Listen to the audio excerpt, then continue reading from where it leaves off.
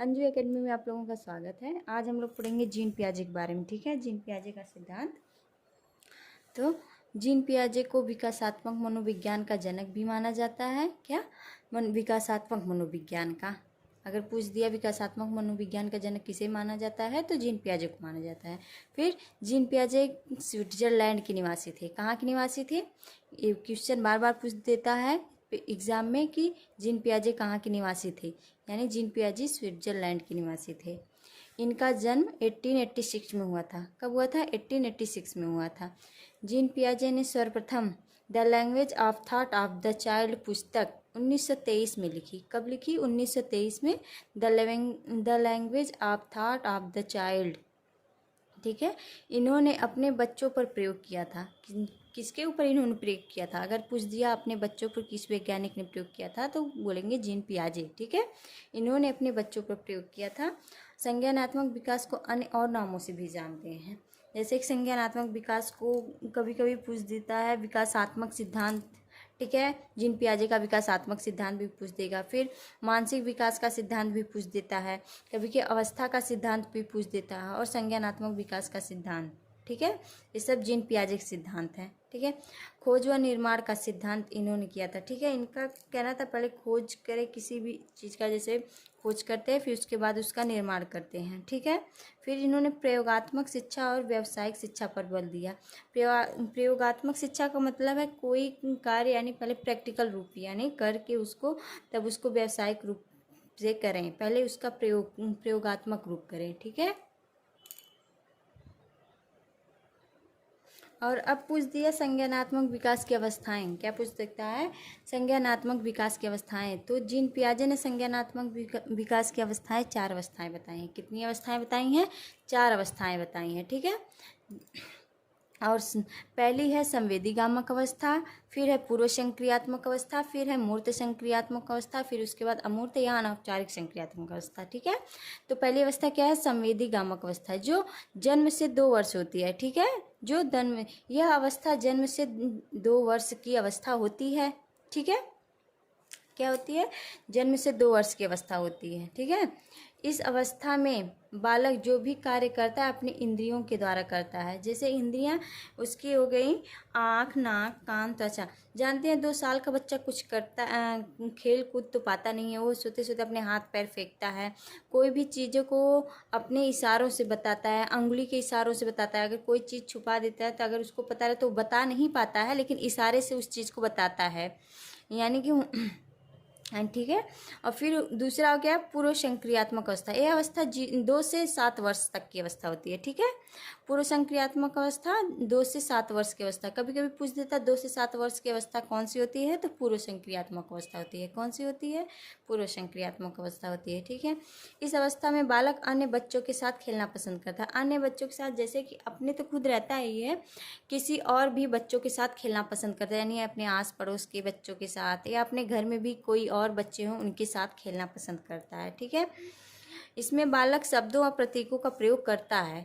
जब पूर्व संक्रियात्मक अवस्था में बालक आ जाता है तो वहाँ पे अपने शब्दों का भी प्रयोग कुछ कुछ करने लगता है। ठीक है, यहाँ पे बच्चा बहुत से बच्चे तुतलाते भी हैं, बहुत से बच्चे हकला के बोलते हैं। पूर्व संक्रियात्मक अवस्था में बच्चे हैं। इस अवस्था को खिलौनों की आयु भी कहते हैं। कभी कभी पूछ देता है कि किस अवस्था को हम खिलौने की आयु कहेंगे। ठीक है, तो किस अवस्था को खिलौने की आयु कहते हैं? पूर्व संक्रियात्मक अवस्था, जो 2 से 7 वर्ष की अवस्था होती है। ठीक है, इस अवस्था में उसमें भाषा का विकास प्रारंभ हो जाता है।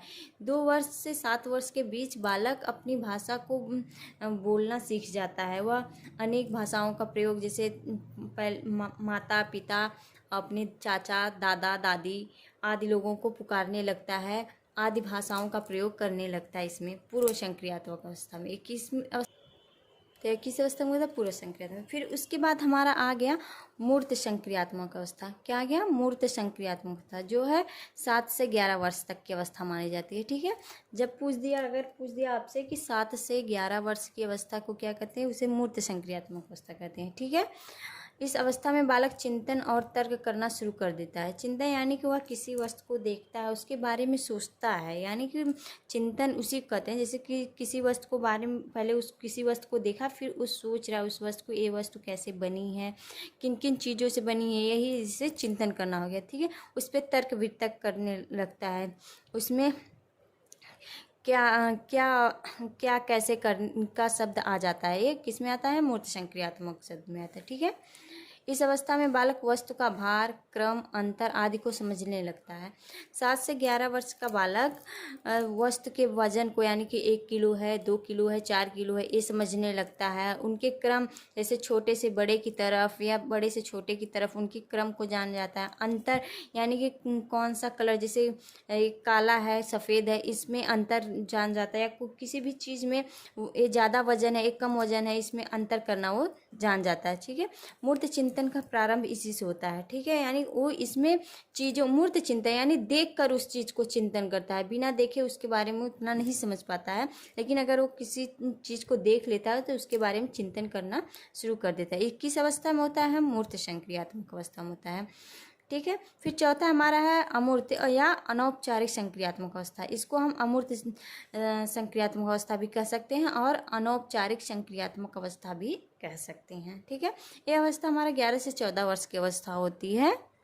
ठीक है, अब कभी कभी पूछ दिया 11 से 14 वर्ष की कौन सी अवस्था होती है, तो उसमें आप कह देंगे, या ये भी कह सकता है 11 के बाद की अवस्था कौन सी होती है, तो आप कहेंगे अमूर्त संक्रियात्मक अवस्था या अनौपचारिक संक्रियात्मक अवस्था। ठीक है, फिर उसके बाद इस अवस्था में किशोर मूर्त के साथ साथ अमूर्त चिंतन करने योग्य भी हो जाता है। मतलब वह देखी हुई चीज़ के ऊपर तो चिंतन करता है, फिर जो चीज़ उसके सामने नहीं भी रहती है उसके बारे में भी वो चिंतन करना सीख जाता है।